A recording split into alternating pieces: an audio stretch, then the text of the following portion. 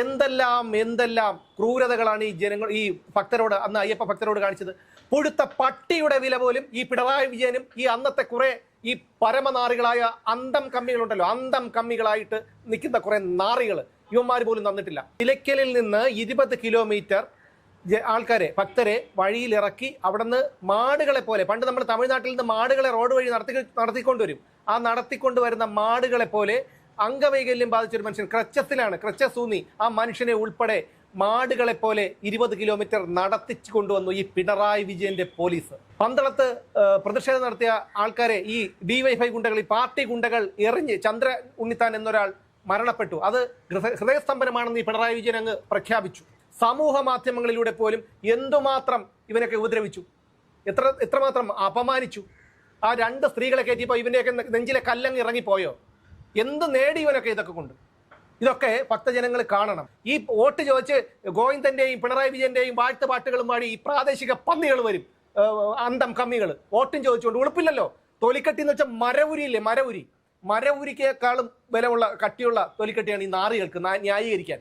ഇളിച്ചുകൊണ്ട് വരുമ്പോൾ വേറെ ഒന്നും സംസാരിക്കരുത്. ഒരു 10 രൂപയുടെ മത്തി വാങ്ങിച്ച് കറച്ചട്ടിയിലിട്ട് മുറ്റത്തിന്റെ ഒരു വശത്ത് വെച്ചിരിക്കുക. എന്തിനാണ് വോട്ട്? ഇടതുപക്ഷത്തിനാണ്, വാ വാ വാ എന്ന് പറഞ്ഞിട്ട് ഈ ചട്ടി എടുത്തിട്ട് വീശി അവരൊക്കെ മോന്തയ്ക്ക് ഒഴിക്കണം. 10 വീടുകളിൽ നിന്ന് ചെയ്ത് കഴിയുമ്പോൾ അവരൊക്കെ പഠിക്കും. അതായത് ഈ ഒരുത്തന്നെ ഇവിടെയുള്ള കേരളത്തിലെ ജനങ്ങൾ ജീവിക്കുന്നത് ഈ പറയുന്ന നാറികളുടെ കീഴെ വീട്ടിലല്ല, AKG സെന്ററിൽ നിന്നല്ല ഇവിടുന്ന് പെൻഷൻ തരുന്നതെന്ന്. AKG സെന്ററിന്റെയും പാർട്ടി ഓഫീസിന്റെയും വരാന്തയിലല്ല നമ്മളൊന്നും കിടക്കുന്നതെന്ന് അവരൊക്കെ മനസ്സിലാക്കട്ടെ. ഇനി അങ്ങനെ മത്തി വീശി ഒഴിച്ചാലും കുഴപ്പമുണ്ട്, കാരണം വരുന്നത് അന്നകമ്മികളാണ്. ആ മത്തി വറക്കൊണ്ടുപോയി കറി വയ്ക്കുവന്മാര്. അത്രയ്ക്ക് വൃത്തികെട്ടവന്മാരാണ് അവന്മാര്.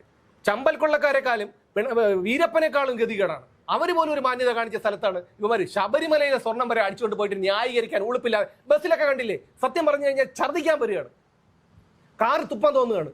എന്താണ് ജൂൺ 1 എല്ലാം റെഡിയാവുന്നു? എന്താ റെഡിയാവാനായിട്ട്? 9-10 വർഷമായിട്ട് ഉണ്ടാക്കാത്തതാണ് ഈ റെഡിയാവുമെന്നും പറഞ്ഞിട്ട് പറയുന്നത്. വർഗീയ കലാപം ഉണ്ടാക്കാത്ത 10 വർഷങ്ങളെന്ന്. വർഗീയ കലാപം ഉണ്ടാക്കണവന്മാര് ഭരിക്കുകയല്ലേ, പിന്നെ എങ്ങനെ വർഗീയ കലാപം ഉണ്ടാവും?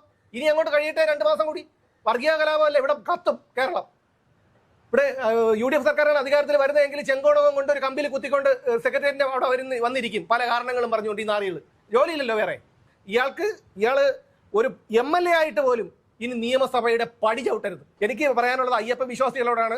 ഈ പറയുന്ന സുകുമാരൻ നായരും പുന്നല ശ്രീകുമാറും വെള്ളാപ്പള്ളിയും പലതും പറയും, അതൊക്കെ അവിടെ നിൽക്കട്ടെ. നമ്മൾ നമ്മുടെ ഒരു വിവേചന ബുദ്ധി ഉപയോഗിച്ചുകൊണ്ട് ഈ വോട്ടവകാശം കൃത്യമായി വിനിയോഗിക്കണം. ഈ പറയുന്ന നശിച്ച വർഗത്തെ ഈ സംസ്ഥാനത്തുനിന്ന് എങ്ങനെയെങ്കിലും തൂത്ത് എറിയാനുള്ള ഒരു നടപടിയിലേക്ക് നമ്മൾ പോകണമെന്ന് എനിക്ക് പറയാനുള്ളൂ. സ്വാമിയെ ശരണമയ്യപ്പ.